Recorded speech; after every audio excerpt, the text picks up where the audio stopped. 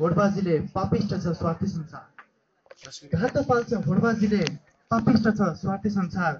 पवित्र जल भावनाको सद्भाव बीच बगाउँ आज। बुझाएर वस्तीहरू साहित्य गीत जगाउँ आज। लालसालोप आत्मैदेखि हटाएर जन्मभर। लालसालोप आत्मैदेखि हटाएर जन्मभर। सुख शान्ति सबको लागि ईश्वरबाटै मगाउँ आज। बुझाएर वस्तीहरू साहित्य गीत जगाउँ आज। सयौं जातका फक्रिएका छन् फुलका यहाँ थुङ्गाहरू।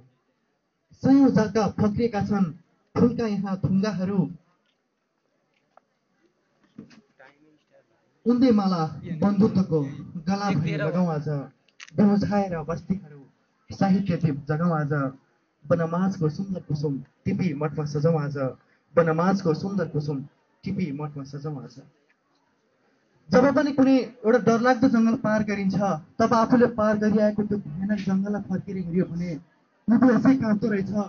तर जुन डर यात्राको क्रममा थिएन आज जुन सिङ्गो वर्तमान भयानक जङ्गलको बिचमा हिंसक जन्तुहरूद्वारा चिफोरिँदै कोपरिँदै विषालु काँडाहरूद्वारा कोतरिँदै अनि बाटाभरि अखाडा जमाएका सिस्नुहरूद्वारा पोलिँदै शरीरका हिस्सा हिस्साबाट रक्तधाराहरू बगाउँदै जङ्गल बीचको अनिश्चितताको धुवाँले चारैतर्फ घेरिएको जङ्गलको बिचमा प्रसुप्त बसेको छ आज। तैपनि भएर सन्तासका गाँठाहरू मुटुबाट भगाउन सक्त देखिन्छ। झुकेका शरीरका प्रत्येक हिस्साहरू रगत बगाउन विवश छन् र जसलाई देखेर आँतिँदै ती दृश्यहरूबाट आफूले पन्छाउन चाहने नयनहरूको अगाडि अहिले आँसुको धमिलो पर्दाले ढाकेर भविष्यको परिकल्पनासँग समेत अदृश्य भइसक्दछ म। जङ्गलका सारा छेउ कुना चट्टान झाडी बुट्यान अनि सिङ्गो जङ्गल पार गर्नुपर्ने अर्का चुनौतीका गरलाहरू तेर्सिएका छन्। यो कुनै एकादशलाई आधार मानेर बुनिबुटी गरी लेखिएको बोलिएको दन्ते लोक अनि काल्पनिकताको कथा होइन। नेपाल र नेपालीको विगत वर्तमान र अतीतसम्मको यथार्थ बिम्ब हो। रात्रिकालीन प्रहरका हरेक सपनीहरूले यहाँका सजीव सचेत प्राणीहरूलाई स्वप्न संसारको सुन्दर धरातलमा मनग्य आनन्दले उभ्याउलान्। यति मात्रको आलोचनामा म समय छैन। तर ती स्वप्नवालहरूसँग प्रत्येक बिहानी फालेको डाँको अनि भिउजेका बस्तीहरूसँगै उदासीन मनले त्यो स्वप्निल धरातललाई पन्छाउँदै पर रहनुपर्ने बाध्यता छ। आफूलाई जन्म दिने आमा र जन्म हुनेप्रतिको कर्तव्य परायणताले ती छोरालाई मात्र झक्झक्याउँछ जुन छोरासँग भक्तिभावपूर्ण सच्चा राष्ट्रियता उसको स्पन्दनमा गर्भिलोसँग गढेको हुन्छ। आफ्ना जिन्दगीका चोट र चित्कारहरूबाट समेत दुखेको महसुस नगर्ने सहनशील मनहरू पनि आफूलाई जन्म दिने आमा र जन्म हुनेप्रतिको चोट र चित्कारहरूबाट असह्य वेदनाले दुख्दा रहेछन्। म तिनै मनहरूमाझ शब्द बिम्ब मार्फत प्रकट भइरहेको छु जसलाई मेरो यो गजल सङ्ग्रह रूपी स्पन्दनका आलोकहरूको भेटीले पुकारेर पवित्र देवताभित्र सच्चा देवतासरी उभ्याउने प्रयासको पहिलो स्वरूप यो भेट यहाँहरूमा समर्पण गरिरहेको छु। साहित्यका अनेकन रसरङ्गहरूलाई एउटै गजल रूपी भाँडोमा खन्याइ मुस्दै कागजका पानाभरि पोतिरहेको म आज परीक्षा हलभित्र परीक्षा सुरु भएर परीक्षा अन्त्य हुने अगाडिको रूपमा सम्पूर्ण पाठकवृन्द र साहित्यिक मनहरूमाझ गाली र तालीको प्रतीक्षामा छु। गालीले मेरो साहित्य यात्रालाई उकासिदिनेछ भने तालीले उचाइदिनेछ। यसर्थ उचाइदिएका महलहरू बिचमै ढल्न सक्छन् र म नदीको भेल र छाल जान चाहन्न। मलाई त शुद्ध र पवित्र रूपमा सदाबहार रूपमा बगिरहने नदीको आवश्यकता पर्दछ जुन अनन्तसम्म बगिरहन्छ। मेरो गजल लेखनदेखि यहाँसम्म मलाई साथ दिनेहरू सम्पूर्णको नाम लिन नसके पनि उहाँलाई पुकारिरहन चाहन्छु जसलाई म मात्र उठाउन चाहन्न। मेरो यस अवसरमा मेरा माता र पिता युवराज पाण्डे र धनुकुमारी पाण्डेप्रति सश्रद्धा नमन गर्न चाहन्छु जहाँबाट मेरो जिन्दगीको यात्रा भएको छ। र यसै क्रममा ओइली झरेछ फुल टिपेर हेरे केरै छ जिन्दगी सोचेर हेरे। काँचा न हो मन चर्किहालेछ छाती यसो के छामेर हेरे। सुख छैन का कि दिन गए कहाँ अस्ताउँदै थियो तारा सोधेर हेरे। रातभरमा कति बहाएछु आँसु बिहान उठे रुमाल निचोरेर हेरे। यो कसैको गजल होइन, यो गजल खण्डहर नयाँ नयाँबाट गजल सङ्ग्रह खण्डहर नयाँ नयाँबाट आज हाम्रो आमन्त्रित गजल सम्राट ज्ञानवाकर पौडेलको गजल हो। यही गजल हो मेरो लागि प्रेरणा, पहिलो प्रेरणा जसबाट मैले गजल लेख्ने आँट साहस प्राप्त गरेँ। पाठकलाई शब्दको जालमा नअडाइकन भावनाको गहिराइसम्म पुग्ने एउटा बाटो यो गजलले पुर्याइदिएको छ र यसमा म पनि फसेछु। मलाई पनि लेख्न मन लाग्यो, लेख्दै गएँ। आफू त सुरक्षा क्षेत्रको मान्छे, अझै भनौँ व्यस्तताको मान्छे, कर्तव्य परायणताको सिलसिलामा देश र जनताको सुरक्षार्थ अहोरात्र खटिन मेरो कर्तव्य हो, मैले खटिनुपर्छ र यसै सिलसिलामा व्यस्ततालाई नै मैले फुर्सद माने। व्यस्तताको बावजुद गजलहरू लेख्दै गएँ। भिडभाडमै लेखेँ, हल्लामै लेखेँ, उडानमै लेखेँ, दौडानमै लेखेँ, अझै भनौँ निधेरीमै लेखेँ होला र यो गजल सङ्ग्रह यहाँहरू माझ टक्राउन आज सामर्थ्य भएँ। र जब गजल लेखेँ तब एउटा सपना पनि बुनिहालेँ। जुन सपना थियो गजल सम्राट ज्ञानोकर पौडेलको हातबाट मेरो गजलको लागि भूमिका लेख्ने।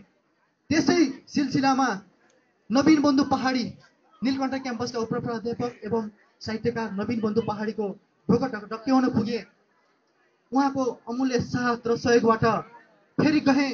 कवि आज जो यहाँ आमन्त्रित हुन सक्नु भएन, कवि हेमप्रवासको बाटो हुँदै गजल सम्राट ज्ञानोकर पौडेलको घरसम्म पुगेँ। जब उहाँसँग कुरा भयो, गफगाफ भयो, त्यसपछि अलिकति अचम्मको कुरा के छ भने कपिल अन्जानज्यू र भावना पाठकज्यू त्यसै गजल सिक्नको लागि उहाँसम्म आइपुग्नु भएको रहेछ। एकछिन ज्ञानोकर सर कता हुनुहुन्थ्यो मलाई थाहा थिएन। त्यतिखेर उहाँहरूले देखाउनु भयो एउटा टेबल मुनि पाण्डुलिपिको खाप थियो। त्यहाँ के थियो? गजल सम्राट ज्ञानोकर पौडेलले भूमिका नलेख्नुभएका गजलका पाण्डुलिपिहरू। त्यसपछि मैले सोधेँ किन लेख्नु भएन? उहाँहरूले भन्नुभयो, सहज जवाफ दिनुभयो, स्थैर्यताको अभाव। मनमा चिसो पसिहाल्यो, मैले भन्नै पर्छ, मनमा चिसो पसिहाल्यो। कतै उहाँको भूमिका मैले नपाउने त होइन? तैपनि आँट गरेँ, पाण्डुलिपि उहाँतर्फ बढाएँ। सायद कस्तो मूल्याङ्कन गर्नुभयो, यहाँहरूले पनि अझै मूल्याङ्कन गर्दै हुनुहुन्छ। पाण्डुलिपिको पोको मैले जुन दिन फेला पारेँ जहाँ गजल सम्राट ज्ञानोकर पौडेलको भूमिका पनि आएको थियो।